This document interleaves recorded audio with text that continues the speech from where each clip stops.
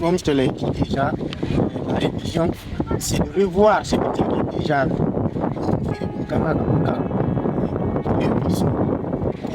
dartugol on ko jangunoɗa ɓe wonma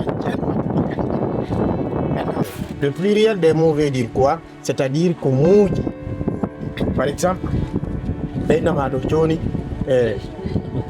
la vache, le pluriel de la vache des veaux, donc ko ɗum mi falama yewtude exemple aussi ɓeynama joni ɗo un canari donc dès on watta ɗo ça veut dire na goto c'est de ça qu'il s'agit.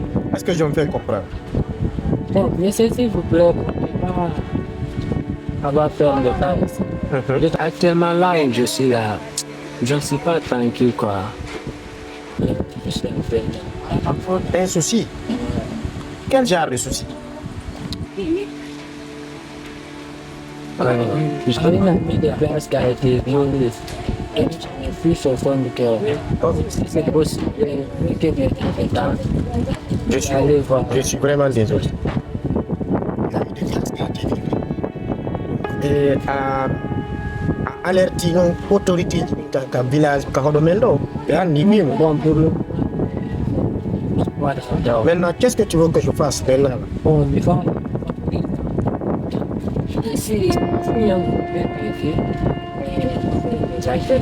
n'y a pas de problème, je suis vraiment navré. Johnny, on va arrêter les cours d'aujourd'hui. On va essayer d'aller la rendre. D'accord? On est unanime sur ça. Merci vraiment. Merci pour toi. De toute façon, je vous ferai assez. Ok. Merci. Hein? Merci vraiment. Ok.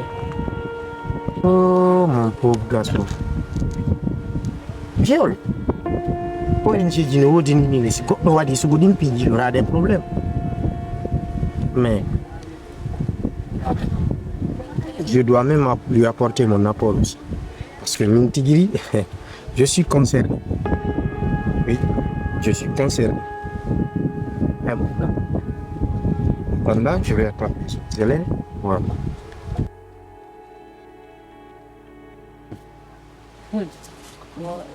Non, Golan, what is Golan? No.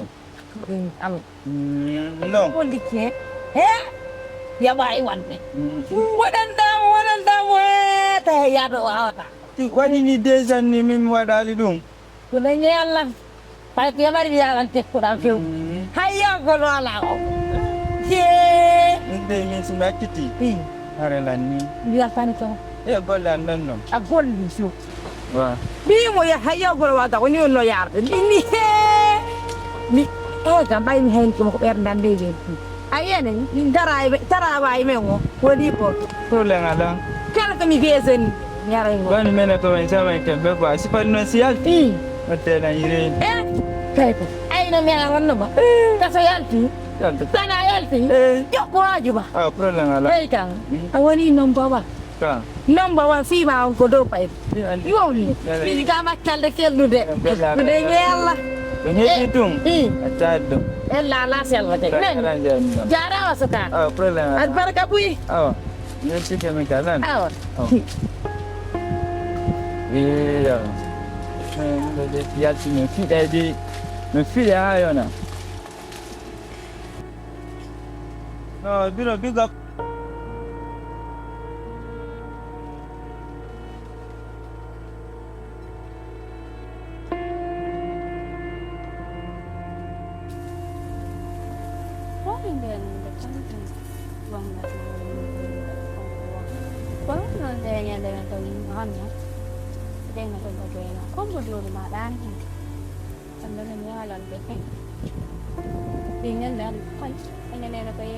Yakin malanggol ka.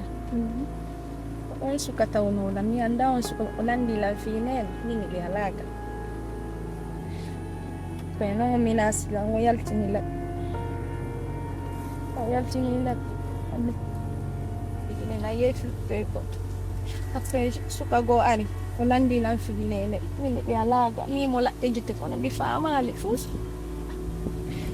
Wayal nila. Tahu lu. Oh ya, ini lah, betul. Tahu hey, wangu. Ha? Tahu wangu. Ani kunati. Yo kadi pan. Kondo ni. Ngala hunde kadi na. Nane na ba selfo. Pafan.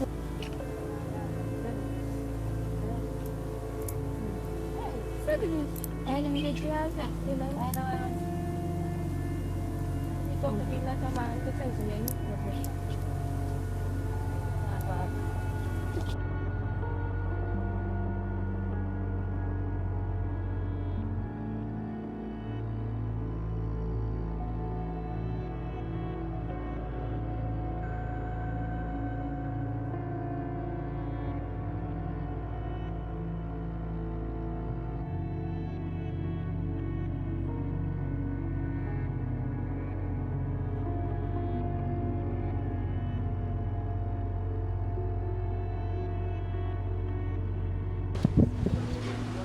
Ça va?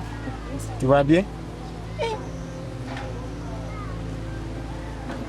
Encore comme yewtuma kon fu malade. Ça fait combien de temps miɗo yewtude mi wuhli mi yehi kamo ala yaade l'école ɗum ɗon piiji buyminani regarde comment tu es kono wayɗami ko ɗum haɗi yaka l'école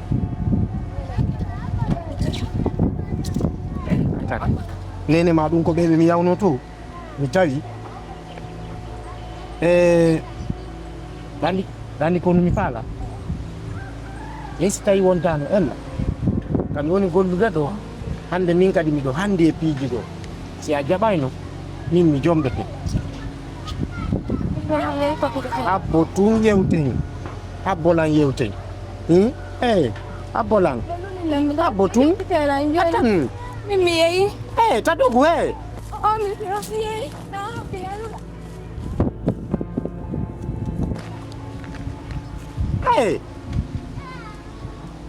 kolaɗo ko min musema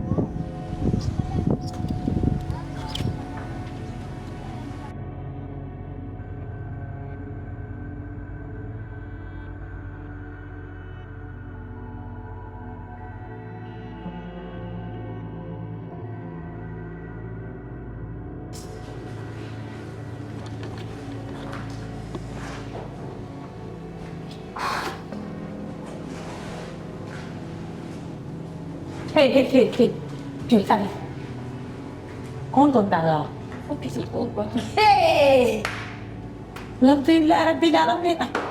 Ayah ni tahu ni, ayah ni tahu. Ni no falla ma. Mi tu ke ba la fakki. Ana tawa already. You are no already. Andi wo, asutti wo be ha, asutti wo. Dia sub, ala ge tina. Ma ăn đồ đồ. Hay là ăn nó hết sự tay sang làm mình chọn này nó hay lòng béo gì người biết gì ăn đi con luôn anh để start được mình dễ đấy của anh mình dễ là gì đấy cả ông đã nói là của hai anh này mẹ đấy bây giờ đã xuất chuột rồi mà hai đó sẽ kêu rồi hai đó sẽ kêu rồi anh đang gặp tôi video anh cũng biết là mà cũng chuyện đó sẽ thành liền để hai người Hindi namin seperti yang dami waligat ni po. Ano? Hata na hindi ako lang, no? Hongit na. Patiro. Hongit ka hindi ako lang.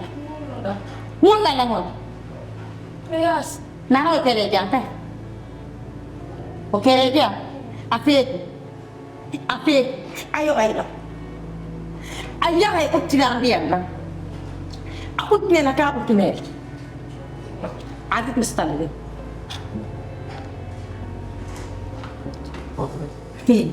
Jadi dah, ia makan pun ayah. Ay, namu ko eh. Mini ayah, bukan. Ay, namu ko siya. Ayah kan tu.